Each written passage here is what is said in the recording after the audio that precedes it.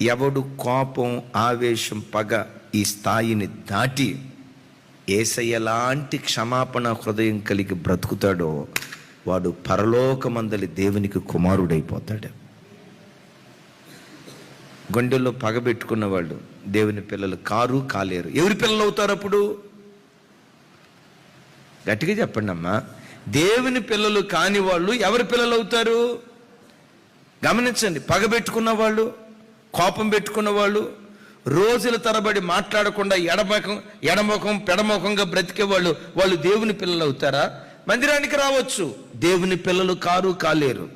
దశంభాగం ఇవ్వచ్చు, దేవుని పిల్లలు కాలేరు. గమనించండి. ఉపవాస ప్రార్థనకు రావచ్చు, దీర్ఘ ప్రార్థనలు చేయొచ్చు.